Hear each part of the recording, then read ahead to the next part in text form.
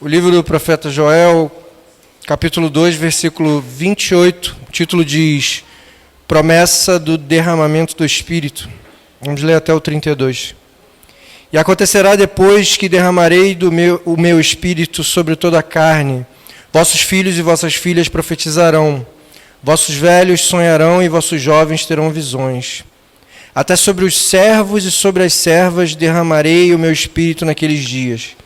Mostrarei prodígios no céu e na terra, sangue, fogo e colunas de fumaça. O sol se converterá em trevas e a lua em sangue, antes que venha o grande e terrível dia do Senhor. E acontecerá que todo aquele que invocar o nome do Senhor será salvo. Porque no monte Sião e em Jerusalém estarão os que forem salvos, como o Senhor prometeu, e entre os sobreviventes aqueles que o Senhor chamar. Amém, irmãos? Podem sentar glorificando ao Senhor. Irmãos, eu tenho ouvido muitos louvores novos.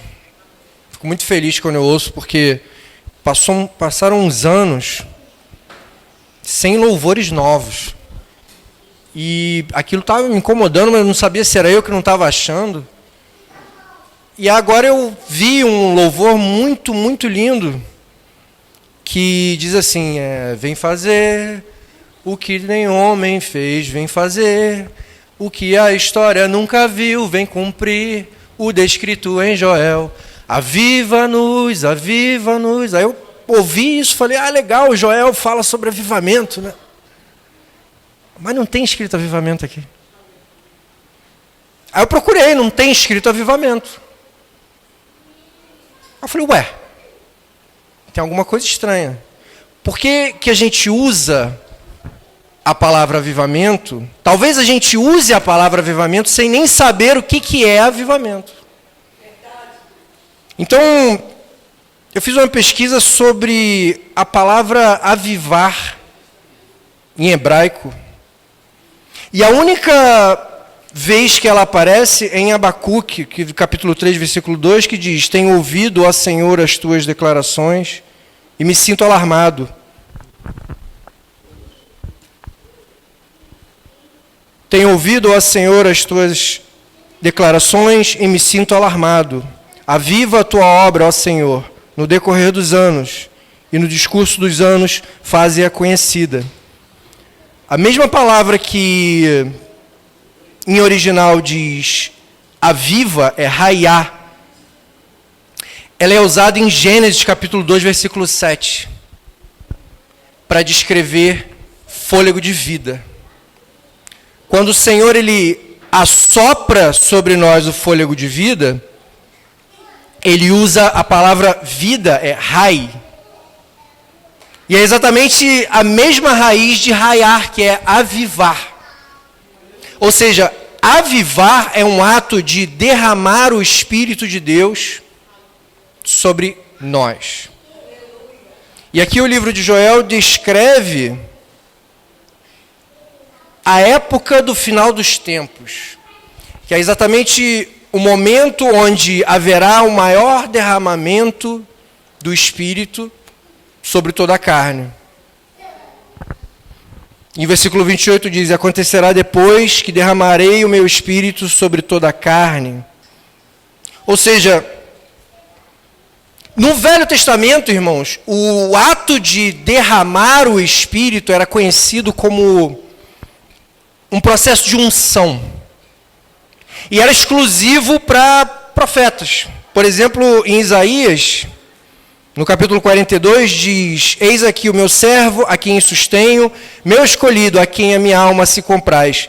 Pus sobre ele o meu espírito, e ele promulgará o direito para os gentios. Ou seja, era o derramamento do Espírito no Velho Testamento era um ato exclusivo de Deus aos profetas.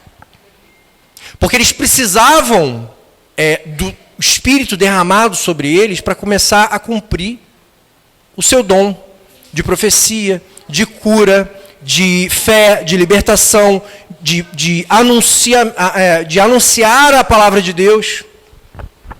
Isaías, de profetizar sobre a vinda de Jesus.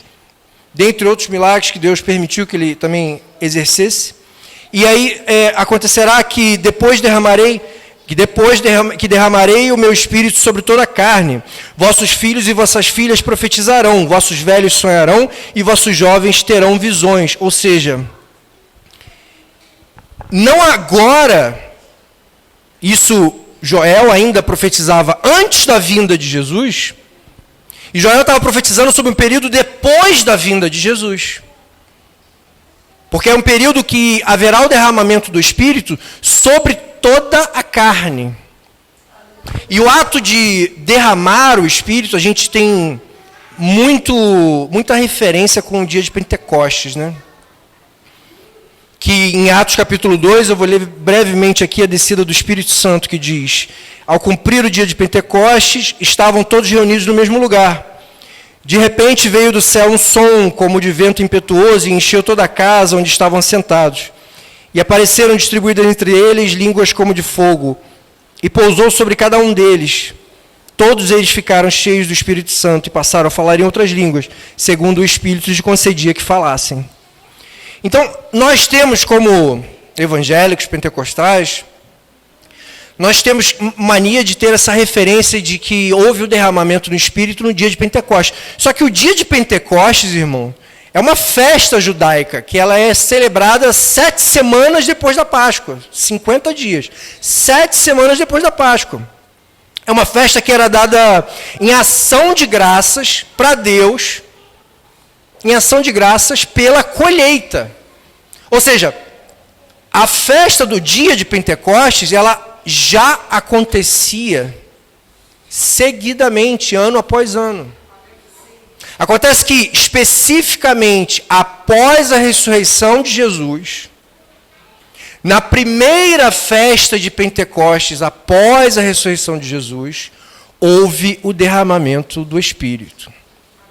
E nesse momento, aqui fala somente sobre, no versículo 4, né? Atos capítulo 2, versículo 4, diz: todos ficaram cheios do Espírito Santo e passaram a falar em outras línguas, segundo o Espírito lhes concedia que falassem. Mas, irmãos, o derramamento do Espírito, voltando para Joel, diz aqui: derramarei meu Espírito sobre toda a carne, vossos filhos e vossas filhas profetizarão, vossos velhos sonharão e vossos jovens terão visões. Até sobre os servos e sobre as servas derramarei o meu Espírito naqueles dias. Então, não é algo exclusivo do derramamento, não é somente o dom de línguas que o derramamento do Espírito Santo traz. E aí nós precisamos ir em Coríntios para ver quais são os dons do Espírito, né? 1 Coríntios, capítulo 12, versículo 4, que diz: ora, os dons são diversos, mas o Espírito é o mesmo. E também há diversidade nos serviços, mas o Senhor é o mesmo. Há diversidade nas realizações, mas Deus é quem opera em todos. A manifestação do Espírito é concedida a cada um visando a um fim proveitoso. Porque a um é dada mediante o Espírito, e agora sim, vem o derramamento do Espírito. A um é dada mediante o Espírito a palavra da sabedoria. E a outro, segundo o mesmo Espírito, a palavra do conhecimento. E a outro, no mesmo Espírito, a fé. E a outro, no mesmo Espírito, dons de curar. E a outro, operações de milagres. A outro, profecias. A outro, discernimento de espíritos. A um, a variedade de línguas, e a outro, a capacidade para interpretá-las. Mas um só e o mesmo Espírito realiza todas essas coisas, distribuindo-as como lhe apraz, a cada um individualmente.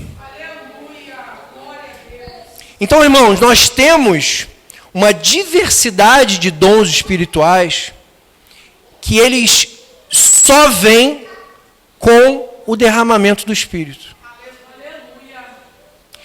E a gente precisa buscar isso.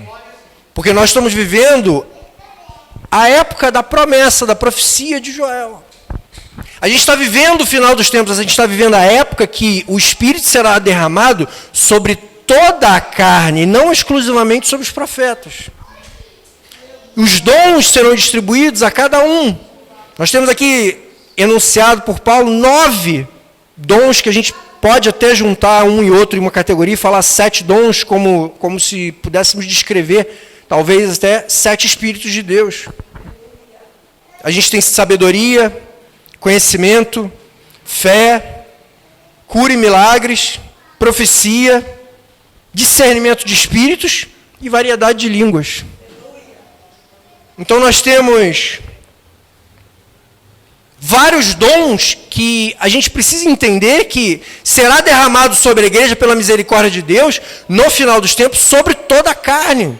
E aqui na palavra de Joel diz, e até sobre os servos, versículo 29, até sobre os servos e sobre as servas derramarei o meu espírito naqueles dias. Ou seja, todos nós, irmãos, que estamos na igreja, nós temos potencial de desenvolver um dom espiritual. Aí o que precisa? Buscar. E não vai vir bater na sua porta e falar, trouxe aqui o delivery do Espírito Santo aqui, teve um dom aqui, a partir de amanhã você vai revelar profecia para a igreja. Tem que ter uma busca, irmão. Tem que ter uma dedicação. Você não sabe qual vai ser o seu dom. Ele simplesmente virá e Deus vai começar a te usar daquela maneira, vai te desenvolver aquilo dentro de você. A coisa mais... Eu não vou usar adjetivos baixos para classificar isso, não. A coisa mais decepcionante que existe hoje no mundo evangélico é alguém forçar uma língua estranha. Que a balarabachulha canta é o que todo mundo fala por aí. Então, assim, a gente precisa ter muito cuidado, irmão, com o que a gente faz na igreja, com o que a gente fala na igreja, com como que a gente age dentro da igreja, para não deixar a carne falar mais alto. Porque o momento que o Espírito Santo fala, todo mundo se arrepia. E a própria palavra de Deus diz que de nada vale a palavra dita em línguas estranhas se não houver revelação. A língua estranha edifica o próprio que está falando em línguas. E a revelação edifica a igreja. Então, a gente precisa estar aos pés do Senhor buscando o revestimento espiritual para que o derramamento do Espírito que venha sobre toda a carne, inclusive sobre os servos e servas, traga dons espirituais e que eles sejam manifestos em nós. Porque isso tudo acontecerá no fim dos tempos e a gente está vivendo isso. Joel continua dizendo, mostrarei prodígios no céu e na terra, sangue, fogo e colunas de fumaça. O que a gente mais vê aí, irmão, já teve vários eclipses solares, lunares, várias luas de sangue, tem terremoto, tem tsunami, tragédia, catástrofe. Não para de acontecer, mas tem acontecido cada vez mais. E a Bíblia descreve isso como as dores de parto. E o dia está se aproximando. Versículo 31, o sol se converterá em trevas e a lua em sangue, antes que venha o grande e terrível dia do Senhor. E às vezes a gente tem esse fenômeno da lua de sangue, né, que ela fica avermelhada. E às vezes, por tantas vezes acontecer essa lua, eu mesmo, sem parar para contar de uma em uma, mas eu já vi mais de 5 ao longo da minha vida. Na primeira que aconteceu, que eu tinha um pouco de noção da palavra, provavelmente 20, 30 anos atrás, eu já fiquei preocupado, falei, tá vindo. Mas aí veio a segunda, falei, aí eu não estava na igreja, falei, isso aí não é nada não. Então, irmãos, talvez Deus permita que aconteça inúmeras vezes, porque está anunciado na Bíblia que o final dos tempos acontecerá essas coisas, mas não necessariamente acontecerá uma vez. Enquanto isso, alguns se aproximam de Deus por medo, outros se aproximam por amor e busca, e outros se afastam porque acham que não tem mais credibilidade a palavra. E começa a perder aquele fogo por dentro. E aí Joel diz no versículo 32, e acontecerá que todo aquele que invocar o nome do Senhor será salvo. Porque no Monte Sião e em Jerusalém estarão os que forem salvos, como o Senhor prometeu, e entre os sobreviventes aqueles que o Senhor chamar. E o que me chama a atenção aqui, irmãos, é que, eu vou frisar bem, e acontecerá que todo aquele que invocar o nome do Senhor. Invocar. E não só no dia, no grande dia do Senhor, como diz no versículo 31, mas o derramamento do Espírito, para ele acontecer, é necessário que a gente invoque ao Senhor. E esse verbo invocar, o original aqui, muito interessante em hebraico, é kará, que diz que é proclamar. Outra tradução é pedir ajuda. Agora, o mais misterioso que eu entendo nessa palavra aqui, que a raiz dessa palavra kará também é usada para ler, que é coré, e também é usada para Bíblia, que é mikra. Ou seja, você pede ajuda, você lê, e você pega a Bíblia com a mesma raiz em hebraico. Então Deus ensina como que você tem que fazer a busca através da palavra invocar. Nós temos que invocar o Espírito de Deus. Nós temos que buscar a Deus. Nós temos que ler a palavra. Nós temos que ter conhecimento. Correr atrás. Incessantemente buscar. Porque não adianta. O dom não vai desenvolver se você não buscar. E para isso, para derramamento de sabedoria, conhecimento, fé, dons de cura, operação de milagres, profecia, discernimento de espírito, variedade de línguas e capacidade de interpretar essas línguas. Para desenvolver isso, irmãos, um desses sequer, a gente precisa invocar a Deus. Amém, irmãos? Que Deus abençoe a igreja em nome de Jesus.